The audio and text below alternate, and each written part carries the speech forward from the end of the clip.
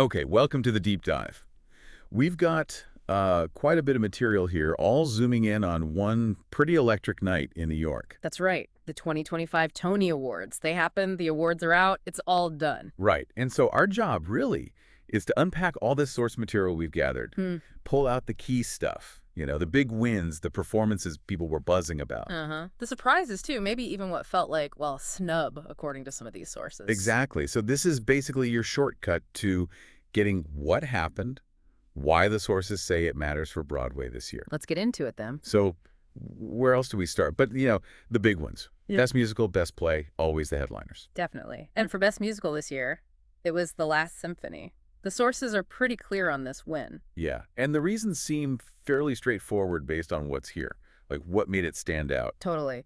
The sources point to stunning orchestration, breathtaking performances, and a really emotional story. But the phrase that really jumped out, genius blend of classical music and modern narrative, that combination, well, that seems to be what really got the voters, according to this material. Wow, yeah.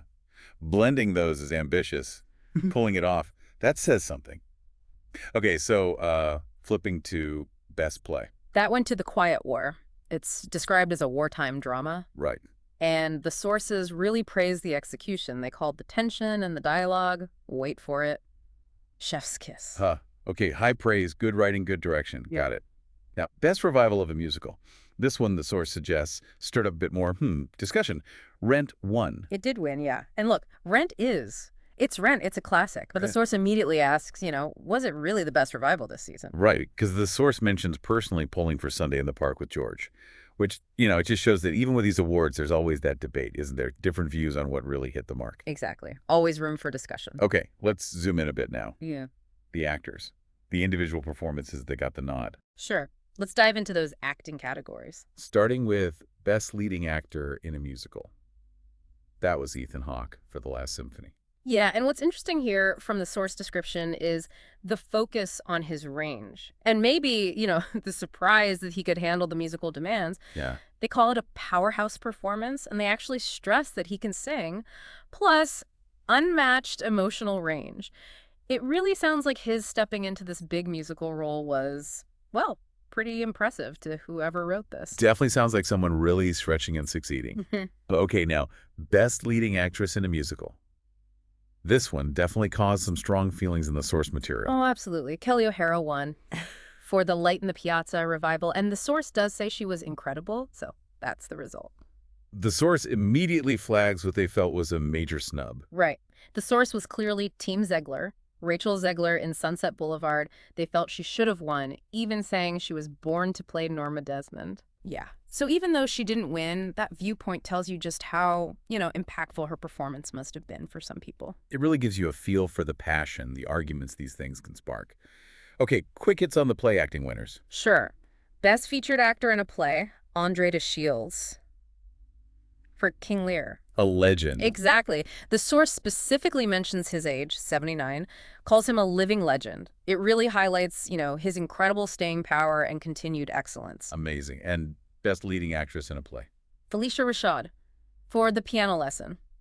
And the source sums it up with one word, perfection. Perfection. Says it all, really. Okay, moving on from the awards themselves, the actual broadcast, the ceremony, that's a performance too, right?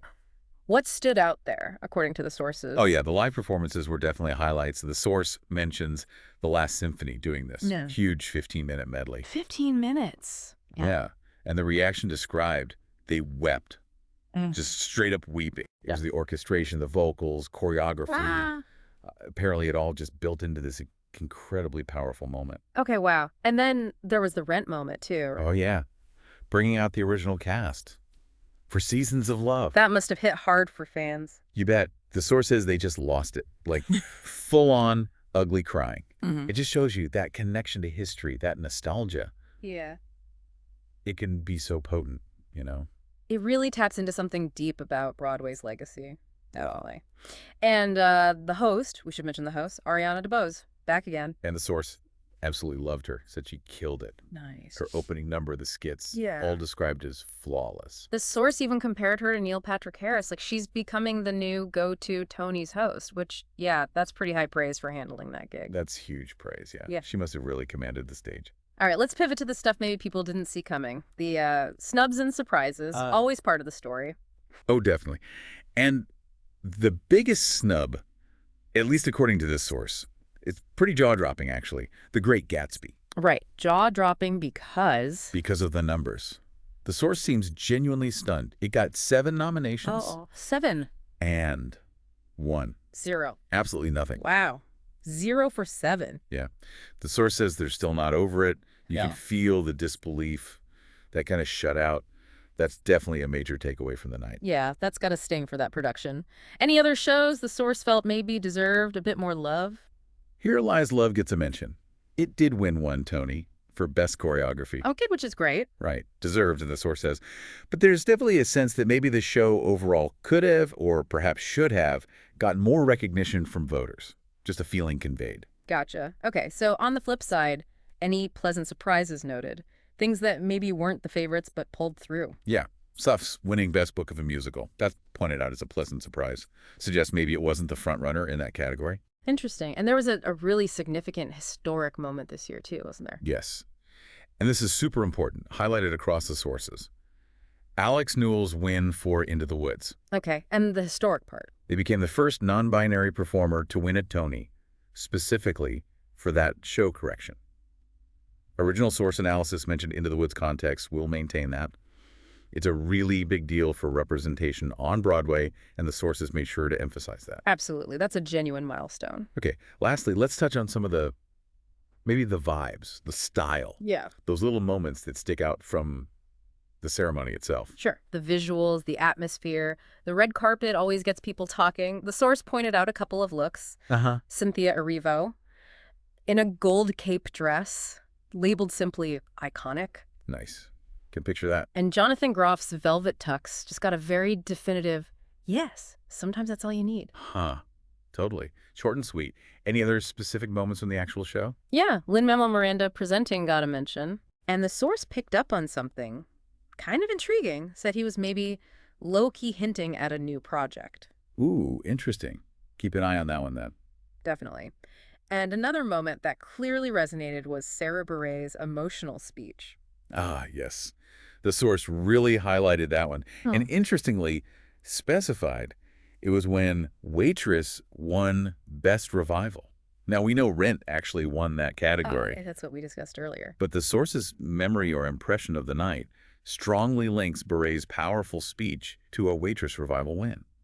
It just shows how individual moments can really stand out, even if the details get a bit jumbled in recall.